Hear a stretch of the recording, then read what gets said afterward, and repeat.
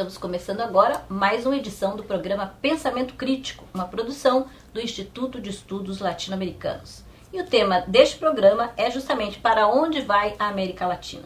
Por que vamos discutir isso? Porque estamos observando que a América Latina sai de um ciclo de crescimento, de novos governos com cunho mais progressista, desde a Venezuela em 1998 com Chávez, e seguindo aí vários outros países por esse caminho. O Equador, a Bolívia, a Nicarágua, o próprio Brasil, né, que veio com toda a esperança, Lula, etc. E também o Peru, né, com o Ollanta Humala. E ficando apenas a Colômbia um pouco perdida ali no universo da América Latina, até mesmo a Argentina com os Kirchner. E agora o que a gente percebe? Uma nova onda que já não é mais progressista e sim justamente o seu contrário. E até como um elemento essa semana teve eleição no Peru e a gente já viu ali uma candidata que tem um perfil extremamente conservador já chegando em primeiro lugar nas eleições, né, fazendo aí mais de 30% dos votos e sendo preferida nas pesquisas, que é a Keiko Fujimori, que é filha do Fujimori, o ditador do Peru, né? Então, mais vimos também na Argentina o Macri, que é também um governo bastante conservador, que já chegou passando leis, destruindo muitas coisas que foram feitas durante os governos dos dois Kirchner, e assim sucessivamente. E nós aqui no Brasil vivendo toda essa onda também de impeachment, golpe. Então, em cima dessa temática é que o programa de hoje vai se fazer. E a gente, então, passa a palavra aí aos companheiros para que façam suas análises iniciais.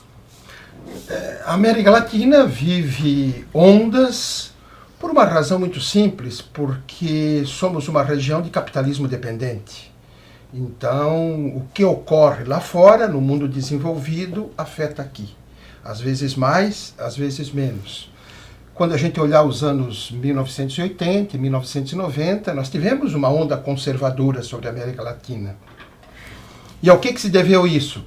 Ao fim do socialismo real, o fim do ciclo dos anos dourados do capitalismo, em 1970, o término do estado de bem-estar social, avanço de políticas neoliberais, a corrida armamentista, a guerra de baixa intensidade na América Central, enfim, tudo isso ocorreu exatamente nos anos 1980 e 1990 por conta de conjunturas internacionais. Então a América Latina vive ao sabor de o que ocorre no mundo desenvolvido. Eu queria lembrar que isso que ocorre na América Latina, por exemplo, não acontece em Cuba. Por quê? Porque Cuba rompeu essa dependência do mundo desenvolvido. As crises que nós passamos, eles não passam.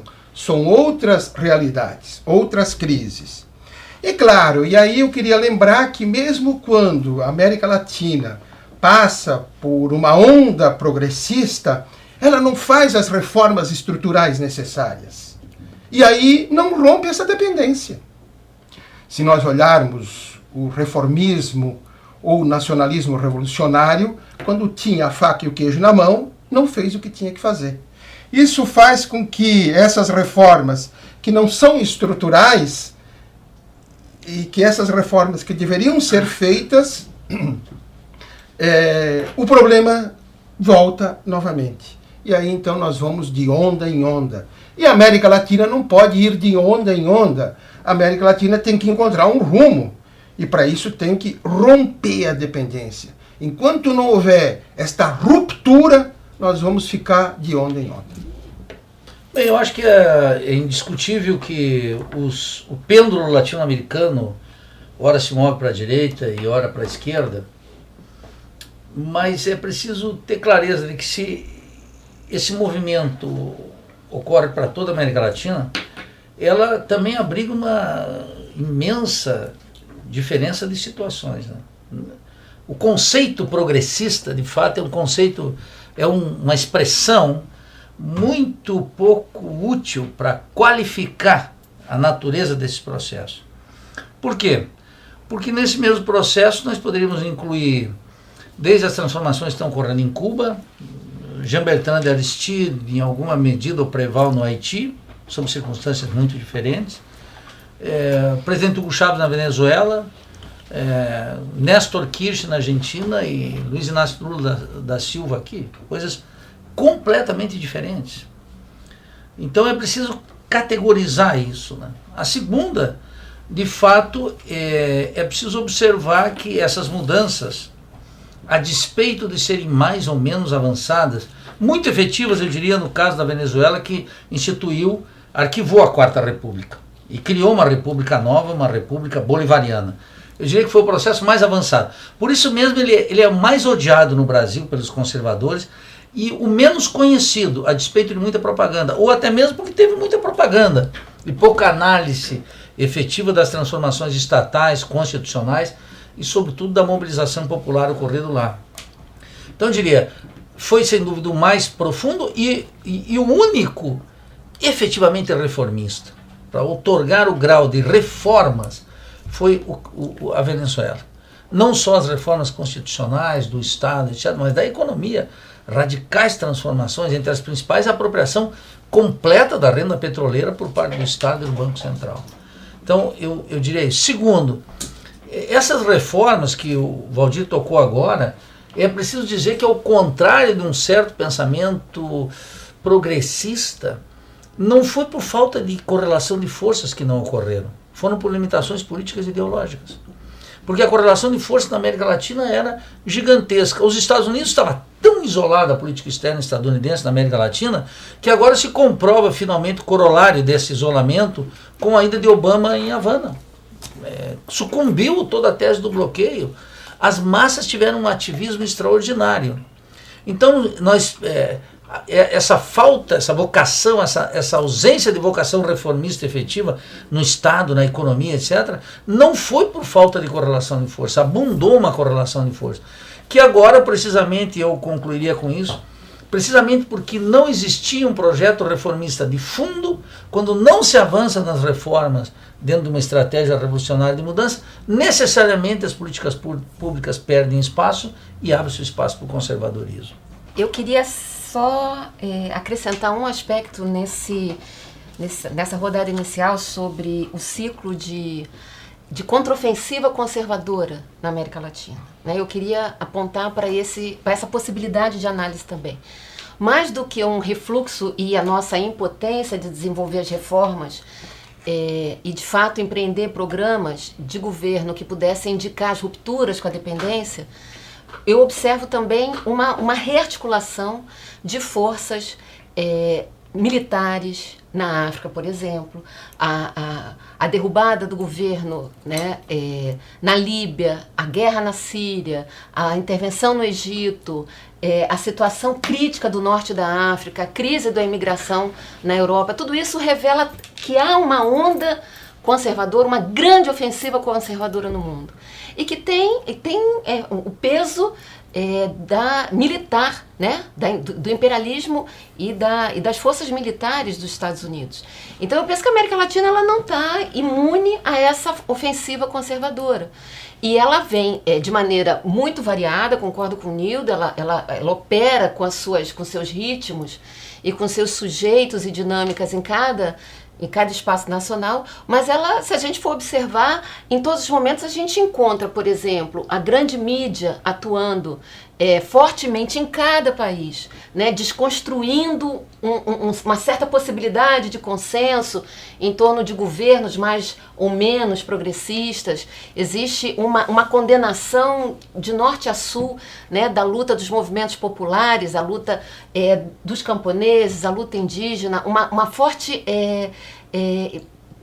construção ideológica antipopular, que dialoga muito diretamente com as classes médias e que estabelece um outro patamar de luta de classes, né? Onde as classes populares que alcançaram níveis um bocadinho melhores em termos de renda, de política pública, de acesso ao consumo, passam a ser tratadas e culpabilizadas pelas escolhas políticas que permitiu o ascenso dos Kirchner na Argentina, do Evo Morales na Bolívia, do bolivarianismo, né, primeiro com Hugo Chávez, depois com Maduro na Venezuela, e os governos do PT no Brasil, do PT, do PMDB, das suas coalizões.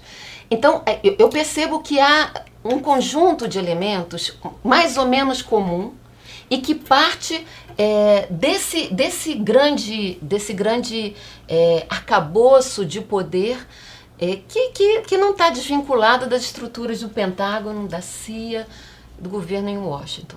Eu penso que se a gente olhar a América Latina e entendê-la na relação com o que aconteceu no norte da África, eu acho que a gente avança um pouco mais na caracterização desses elementos que o Valdir chamou a atenção no início, que é da perpetuação da dependência, né? Da nossa dificuldade como continente, como governos nacionais, de desencadear qualquer tipo de mudança sem atentar para o grande fenômeno que se propaga no capitalismo desde o século XX, que é o imperialismo e a força do governo dos Estados Unidos no mundo. E é bom a gente lembrar, né, que sempre muitas pessoas têm dito que a América Latina só conseguiu esse ciclo mais popular, mais progressista, enfim, em função de que os Estados Unidos tirou um pouco os olhos daqui. No próximo bloco nós vamos discutir se isso realmente é por aí o caminho, tá? Então fica aí que a gente já volta.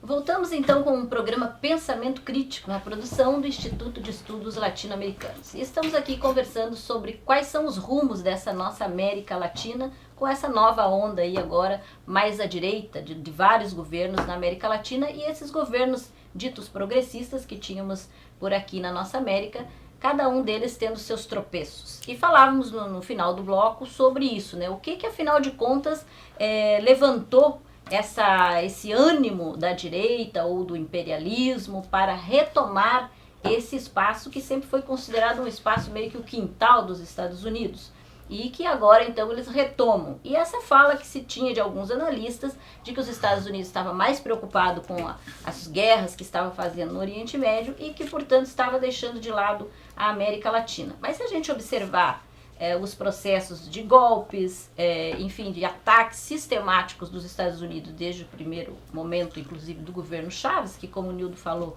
foi talvez o que mais se aprofundou nas reformas, a gente vai ver que eles nunca estiveram mesmo de costas para a América Latina, talvez um pouco mais preocupados com aquela questão no Oriente Médio, mas sistematicamente também fazendo aqui o seu papel, né? Mas vamos agora então comentar alguns aspectos que levam algumas mudanças que de alguma maneira melhoraram a vida das pessoas. É bom lembrar também, né, Nildo, que assim como a Venezuela, o Equador e a Bolívia fizeram reformas constitucionais. Claro. Então também foram governos que avançaram um pouco mais.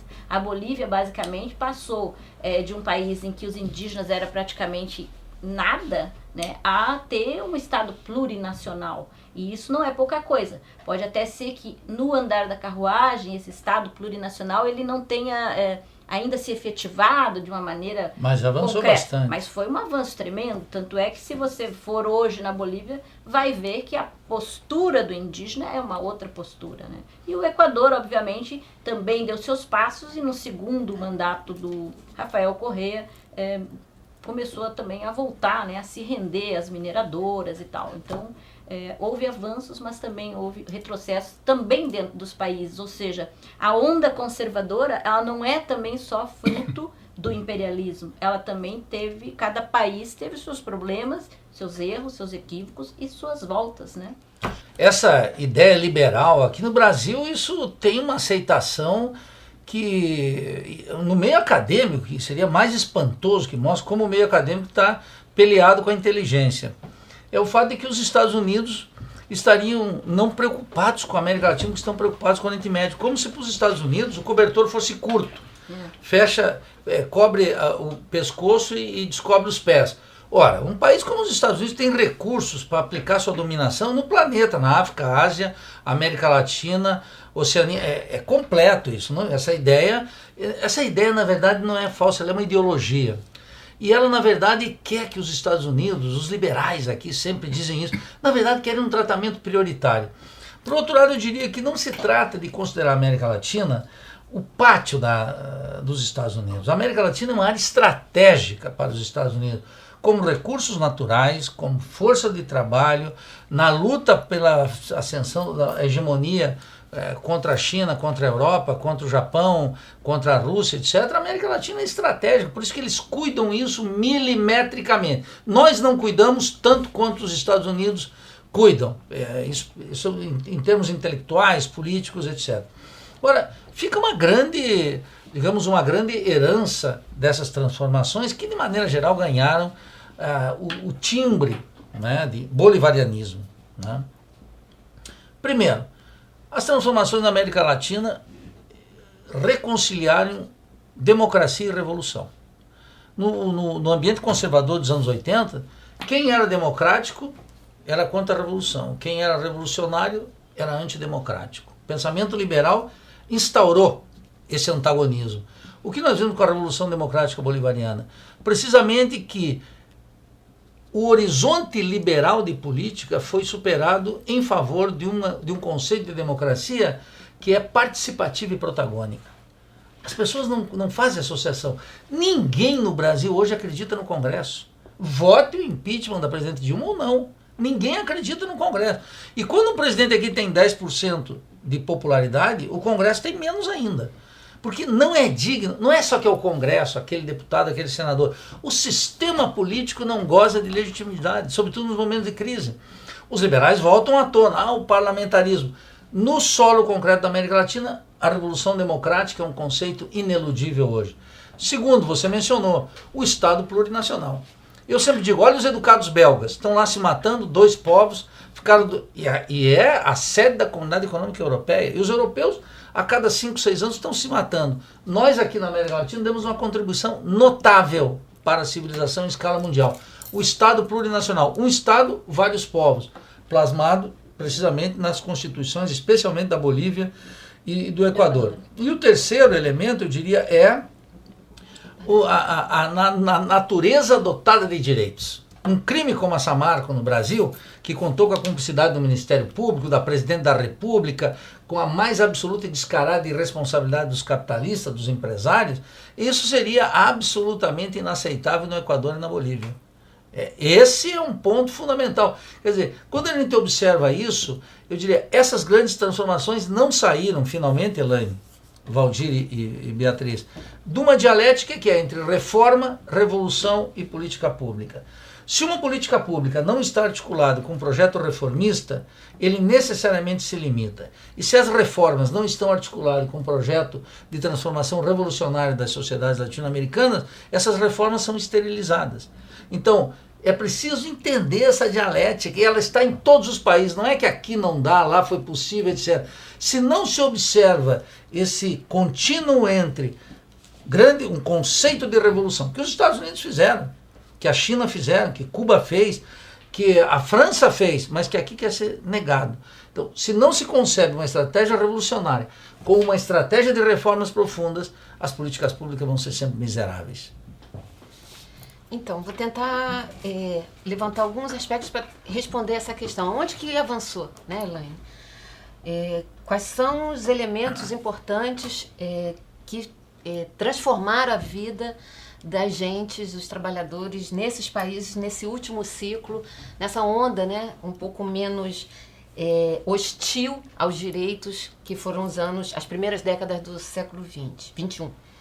Então, não obstante as mudanças terem sido muito tímidas, houve uma recuperação do poder de consumo das classes trabalhadoras na maioria dos países latino-americanos. Muito mais em termos absolutos do que em termos relativos. Quer dizer, eles não acessaram um patamar maior em termos da riqueza no país.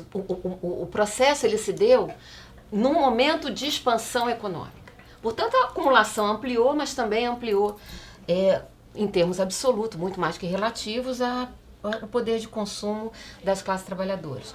Isso também se deu ao lado de uma possibilidade um pouco maior do Estado desenvolver políticas públicas que tendessem a uma proteção mais ampla do ponto de vista da educação, da saúde, da assistência social. Os programas na Bolívia, no Equador, atentando para a natureza da classe trabalhadora na América Latina, que é uma classe trabalhadora que mergulhada na informalidade, né? Acho que a categoria da superexploração ajuda muito a gente a interpretar esse fenômeno.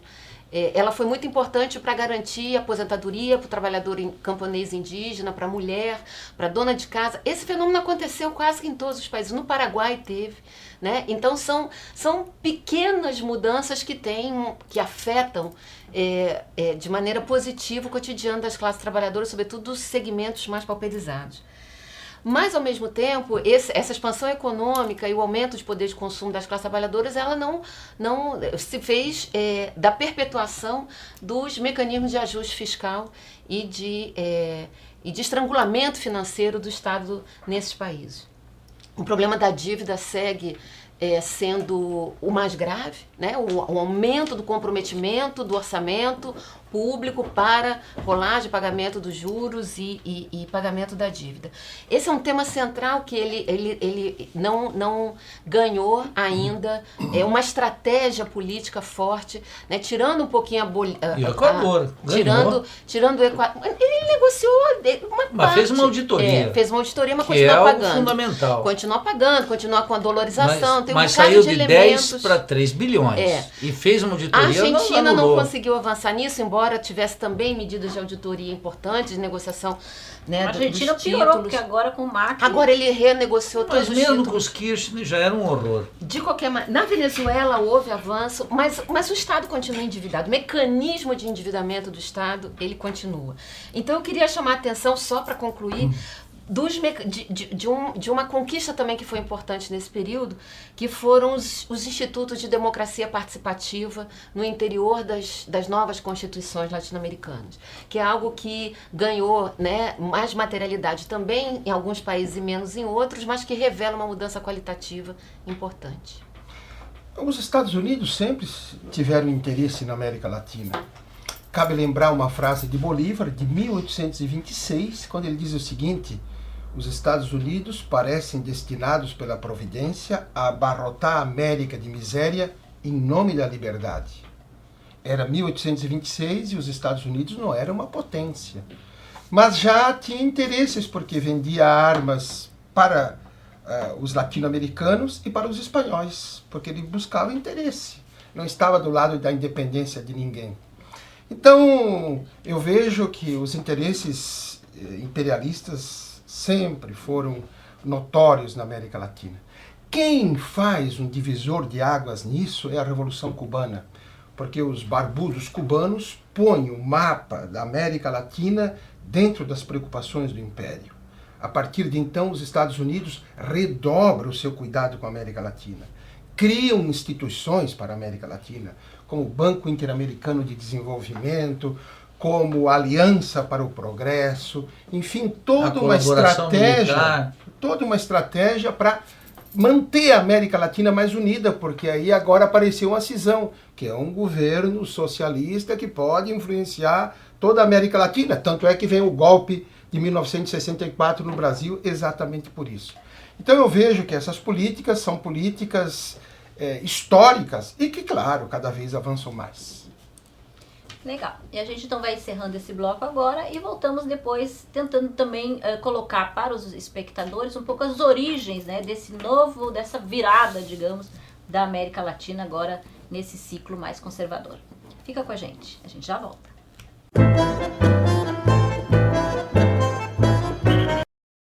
Voltamos com o programa Pensamento Crítico, trazendo a conjuntura latino-americana. E agora, nesse bloco, vamos discutir um pouco dessas origens da virada, né? Que a gente está comentando os caminhos da América Latina. E pensar aí nos vários golpes que aconteceram aí ao longo desse tempo, né? Que se diz que os Estados Unidos nunca esteve de costas para a América Latina. Tanto que em 2001 já teve o golpe na Venezuela contra o Hugo Chávez, que foi debelado pela própria população. Depois, em seguida, tivemos 2004 no Haiti, 2009 em Honduras e 2012 no Paraguai, sendo que Honduras e Paraguai já é um tipo de golpe diferente, que não é mais o golpe do canhão, né? É o golpe legislativo, como ficou configurado, né? Tanto um quanto o outro. Então, quer dizer, o ataque do Império à América Latina, ele veio se fazendo sistematicamente, na medida em que avançavam essas políticas e essas transformações e essa tentativa de jogar os governos mais para o lado da população de verdade, né? E essas tentativas, algumas tentativas e outros golpes mesmo efetivos aconteceram. Então, na verdade, a origem disso tudo é como o Rampinelli falou, o tempo todo o Império se movendo, né? Na realidade são doutrinas criadas pelos Estados Unidos que foram implantadas na América Latina pela força. E o que é doutrina, senão um corpo fechado onde você nada discute, mas tudo cumpre? E a primeira delas é a doutrina Monroe, criada lá em 1823, que tinha como objetivo, aparentemente, ser anticolonialista, defender a segurança nacional e o não intervencionismo. Para quem recebia isso, parecia ser uma doutrina que nos protegia, quando na realidade era uma doutrina para tirar a Europa da jogada e dizer o seguinte: agora a América Latina é nossa. E a partir daí, logo em seguida, os Estados Unidos sentiram a necessidade de ampliar o seu território, tanto na direção oeste quanto para o sul. E aí vem então a doutrina do Destino Manifesto, que eu a considero como a doutrina do Hitler, do espaço vital. O que é o de Israel, a necessidade de ampliar os seus territórios. O que é essa doutrina, se não dizer o seguinte: Deus está comigo, Salmo, embora caiam 1000 à tua direita e 10.000 à tua esquerda, tu, porém, não serás atingido. Então vocês entreguem as terras, porque eu sou civilizado, vocês são bárbaros, eu faço história, vocês carecem dela. E a terra é para quem merece, e não para vocês. E aí os mexicanos e os indígenas perderam tudo. Só o México, 2,5 milhões de quilômetros quadrados. E o objetivo deles era a Amazônia, era até a América do Sul. Cabe lembrar que o Bolívar denunciava na Carta de Jamaica que eles queriam desde o Novo México ao Estreito de Magalhães. Então são doutrinas que vão fazer o império crescer. E o império vai fincar a bandeira em vários países da América Latina. É bom lembrar que em 1847 a bandeira estadunidense tremulou no Palácio Nacional mexicano. E depois vem a outra doutrina, que é a doutrina do pan-americanismo no final do século XIX. E quem denuncia de maneira espetacular esse avanço é José Martí. Essa ideia de que somos todos iguais, quando na realidade eu sou diferente porque sou mais forte. E vem aí a última, que vai pegar a Segunda Guerra Mundial, que são as políticas de boa vizinhança. Que bom vizinho nada é do que entreguem o território, entreguem as matérias-primas, e nós precisamos dos soldados de vocês para lutar na Europa, para defender os nossos interesses. Então essas doutrinas são doutrinas muito bem elaboradas e que muitos latino-americanos, e principalmente governantes latino-americanos, abraçaram e defenderam isso nos seus países. Então, se a gente não entende essas doutrinas, não vai entender a dominação. É preciso a gente tentar especular se há alguma novidade nessa virada conservadora, nessa ofensiva conservadora que Elaine apontou aqui, que começou diretamente com a Venezuela, 2 anos depois do Chávez ser eleito, né? E os golpes especificamente de Honduras e do Paraguai, que são muito semelhantes com um processo que está acontecendo hoje no Brasil, né? Que é uma mobilização do Poder Judiciário junto com a mídia, junto com o Parlamento, destituindo os representantes eleitos na medida em que não atendem a um sistema de poder ou um sistema de privilégio, onde segmentos mais à direita podem se localizar de uma maneira privilegiada na medida em que não ganham as últimas eleições. Então esse fenômeno ele tem essa origem dessa estrutura de dominação e de poder construída nessa dialética do imperialismo e da dependência, mas ela ganha nessa conjuntura atual um ritmo e uma processualidade diferente, né? O papel, a judicialização da política e a politização do judiciário são fenômenos recentes nesse engendramento. Não que eles não existissem antes, mas eles são tão fortes hoje que é possível desprezar as armas e contar apenas com a estrutura do Estado burguês para manter e destituir governantes na medida em que ele não obedeça, por essa ou aquela razão, os interesses das oligarquias, dos grupos do poder, mais vinculados ao poder.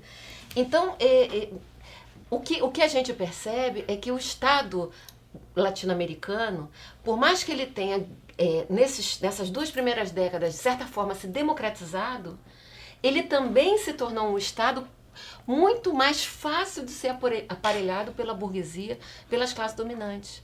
Ele se democratizou tanto para os segmentos subalternos, quanto para as classes médias e segmentos da burguesia mais conservadores, mais autoritários, admitindo, por exemplo, aspectos de fascismo no seu interior, né? Admitindo relações de assalto, como os últimos tempos, que sempre ocorreram, né?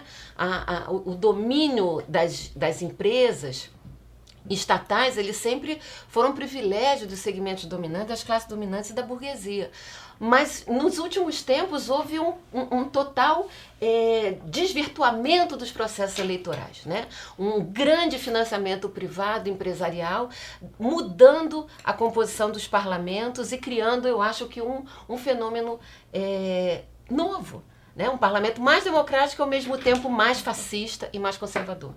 O Rampinelli mencionou o tema de Monroe, né, que é a doutrina imperialista por excelência. E na América Latina, o resumo da ópera é nós, se observarmos em termos seculares, né, de uma longa duração, nós vamos ver monroísmo de um lado, que são os interesses permanentes dos Estados Unidos, e bolivarianismo do outro lado. Então, o tema do bolivarianismo não nasce porque tem alguns professores se transformaram em bolivarianos. Nasce porque tem uma larga tradição de resistência na América Latina em pensar um projeto próprio, independentista, soberano, etc. E fazer aquilo que o liberalismo de direita e de esquerda nos Estados Unidos produziu, que é a Revolução Americana. Eles chamam com orgulho uma Revolução Americana. E nós temos que fazer aqui a Revolução nossa, a Revolução Latino-Americana, a Revolução Bolivariana, a Revolução Brasileira. É isso que está em curso, de maneira mais ou menos acidentada, mais avançada, etc. Eu acho que esse é o quadro de fundo. Isso, a despeito da correlação de força, vai se manter. O segundo aspecto que eu queria mencionar é que os Estados Unidos fazem uma diferenciação, veja, leninista de política, muito clara. Eles sabem que há uma diferença entre Estado e governo. E atuam naquilo que é fundamental do Estado e sabem como trabalhar com governos. O governo da presidente Dilma ou do presidente Lula não tem nenhum antagonismo com os Estados Unidos. Nenhum. Não por acaso o presidente Obama disse, esse é o cara. Foi uma piadinha, mas qual é o contencioso do Brasil com os Estados Unidos? Nulo. Há um contencioso da Argentina com os Estados Unidos muito pequeno durante o governo da presidente Kirchner, muito pequeno, residual.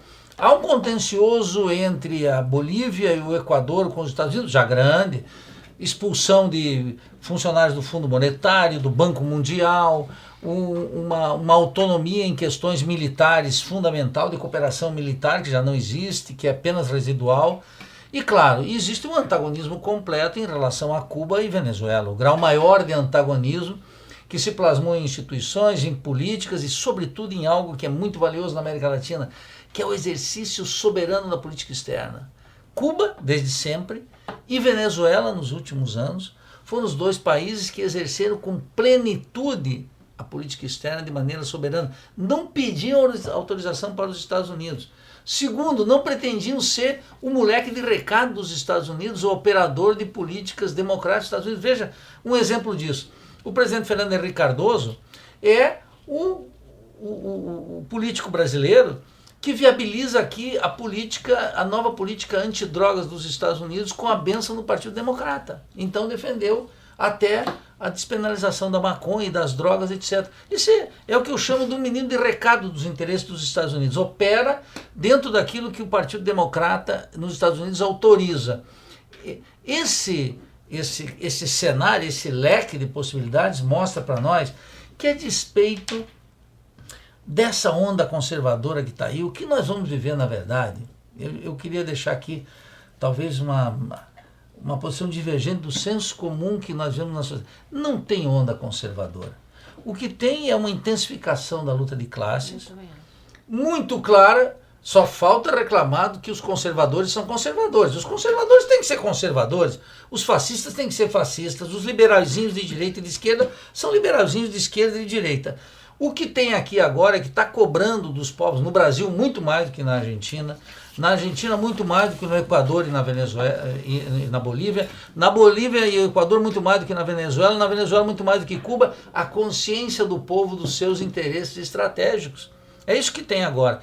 E o terreno da democracia que a Bia mencionava aqui é precisamente esse. O terreno da democracia não pode ser um terreno gelatinoso, onde os interesses de classe desaparecem. É o contrário. A democracia tem que ser um sistema que os interesses de classe em sociedades tão antagônicas como as nossas se manifestem de forma clara. A vitalidade da democracia consiste em saber se esse sistema dito democrático pode acolher no seu interior as tensões inerentes à desigualdade, à falta de soberania dos nossos países. É isso que está sendo testado no período que não é o período que virá, é o período que nós já estamos vivendo. Ok, e a gente então encerra esse bloco e volta já. Fica aí com a gente.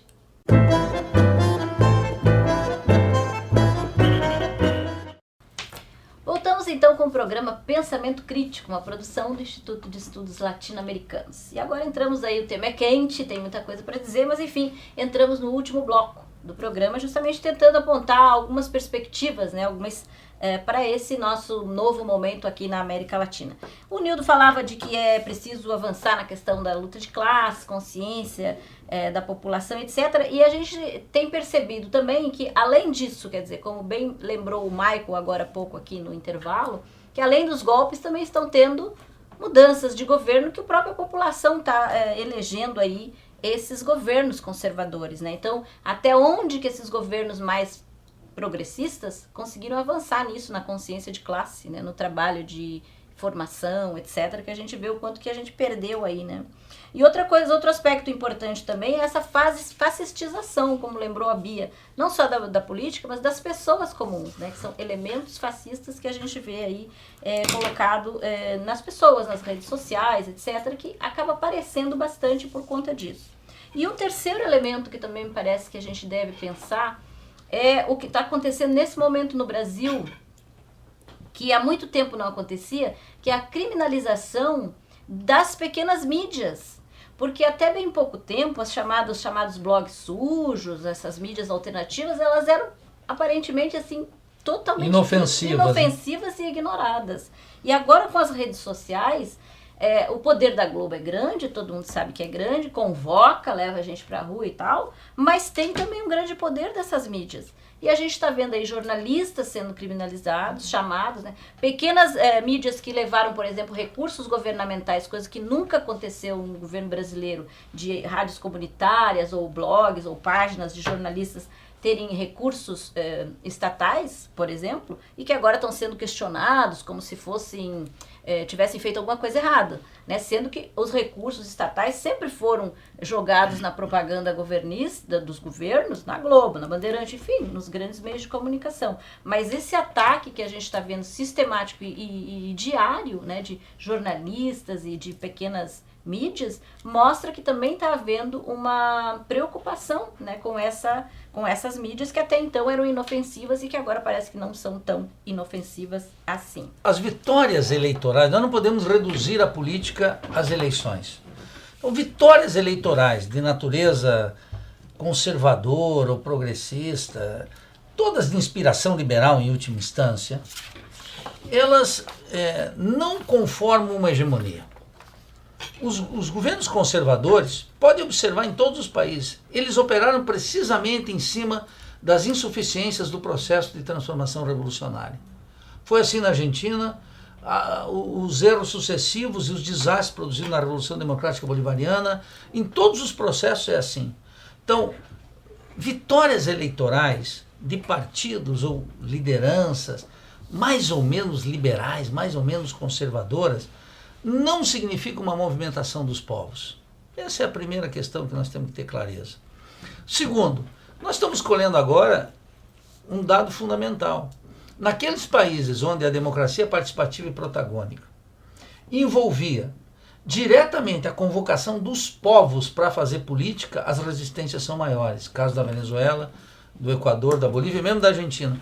E naqueles onde, o caso do Brasil, o mais patético de todos, o presidente Lula, o presidente Dilma, nos seus 4 mandatos, jamais convocaram o povo para uma luta. Esse povo se acostumou a ficar em casa recebendo Bolsa Família e assistindo televisão. E não teve nenhuma mudança na lei aqui, fundamental, para enfrentar esse tema. Quando o presidente Lula saiu do governo, ele tinha nada menos do que 82% de apoio. Quer dizer, correlação de forças favorável, correlação eleitoral, base social, que mesmo em condições muito difíceis agora, sem convocatória do presidente Dilma e do presidente Lula, há uma resistência na sociedade invejável. Então eu queria dizer o seguinte, democracia, para esse período que nós estamos vivendo, e sobretudo pelo que ele se aproxima, significa a participação ativa das massas na política, para além da eleição. E isso significa o terceiro requisito fundamental. Partidos políticos, centrais sindicais, organizações da sociedade civil, precisam ter programa, educação política, consciência de mudança. E aí, Elaine, eu discreparia um pouco dessa ideia, dessa tal de vitimização. Tem uma vitimização na sociedade brasileira, de movimentos sociais, de intelectuais, de acadêmicos, de jornalistas. Ora, todo mundo tem que correr um certo risco. É a luta de classe. É a luta. Então, uma sociedade atravessada pelo conflito, como é que nós vamos ficar imune à ação do Estado, que é um Estado de classe? Desde 1848 a gente sabe que o Estado é um comitê de negócios da burguesia. Eu não acredito em cortes, não acredito em parlamento, não acredito em governos, está muito claro. Por quê? Porque eles administram um Estado que não é nosso. Ora, nós no terreno da política, da ação intelectual, nós transitamos nessas condições. Então, esses conflitos são inerentes à vida política. Abandonar o conforto, eu diria. Eu quando vejo a ofensiva conservadora na mídia empresarial, né, no ataque à mídia alternativa, sei lá o nome que a gente queira dar, nos espaços, né, de produção de ideologia, eu também consigo enxergar algo que para mim é mais importante, né? A resistência da juventude nas escolas, a luta camponesa, a luta sindical que não está morta. Não vejo a população que recebe Bolsa Família sentada em casa esperando qualquer coisa. Eu vejo todo mundo em luta, na forma como os processos espontâneos eles acontecem. Não há partido forte? Não há partido forte. O PT é um partido que está se desagregando? Ele está se desagregando. Os outros partidos, no espectro mais à esquerda, conseguiram ampliar suas bases de apoio com muita dificuldade. Só que eu vejo a sociedade brasileira e a sociedade latino-americana em processo de mobilização, sim, com esses graus e essa contradição que a gente conhece, com esses graus diferenciados e as contradições que a gente conhece, né? Com a falta de organização, com pequenos espaços de formação política. Ainda não temos o investimento pujante do Estado, tinha que ter política pública, formando e preparando a sociedade brasileira para desenvolver os institutos de democracia direta.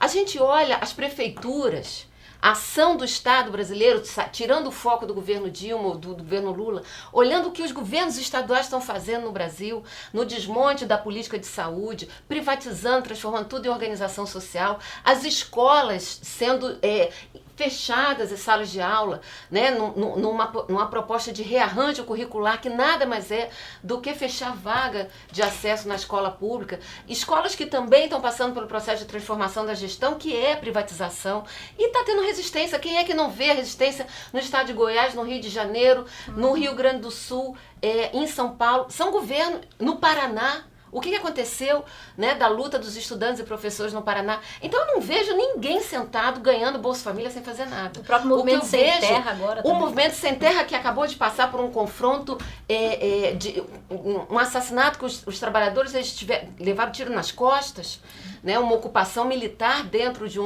um acampamento. Então, a sociedade brasileira e a sociedade latino-americana, ela padece das suas contradições históricas. Mas eu penso que não há nesse processo uma ação que caracterize uma derrota plena desse movimento de ascenso das forças progressistas nos últimos anos. Acho que a gente está em disputa e as sociedades latino-americanas e as massas e as classes trabalhadoras vão reagir. Elas vão precisar reagir. E isso é que fica nesse processo. Nós falamos em onda conservadora, mas na realidade a luta de classes, estou de acordo com o professor Nildo, é a intensificação da luta de classes na América Latina. E o que nós temos que fazer nessa conjuntura? Aqui eu recorro ao Fidel Castro, dar a batalha das ideias. Fidel Castro, nos anos 1980, levantou na América Latina toda uma discussão sobre a dívida externa, que pegava todos os países da América Latina. e logo em seguida levantou outra grande questão sobre o incremento das políticas neoliberais em nosso continente. Esse homem pautou essas duas discussões da América Latina. E nesse momento, o que nós temos que fazer? A batalha das ideias. O nosso papel como intelectual, o nosso papel na sociedade, o nosso papel em todos os cantos é levantar isso. Intensificar os esforços na matéria da organização popular e da conscientização das pessoas. O Lenin lembrava que a única arma com a qual conta o proletariado é sua organização. Nesse momento é a organização, não tem outra.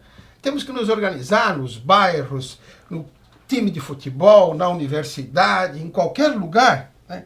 E claro, essa organização também tem que entrar em lutas e em exigir pequenas coisas. Por exemplo, a garantia do emprego, salário melhor, a passagem da democracia representativa para a democracia direta, isso é fundamental. Fazer referendos, consultas populares, reverter as privatizações, as desregulações criadas pelo capitalismo, reformas, fortalecer mecanismos de integração regional, como ALBA, Telesur, Petrocaribe e outros, é toda uma batalha. E claro, ter presente que, para nós nos livrarmos de todos esses problemas, nós temos que nos livrar do capitalismo. Enquanto não superarmos o capitalismo, vamos ter todos os dias os mesmos problemas. Nascemos com crise, vivemos com crise e vamos morrer na crise. Por quê? Porque é isso que nos impõe o sistema capitalista.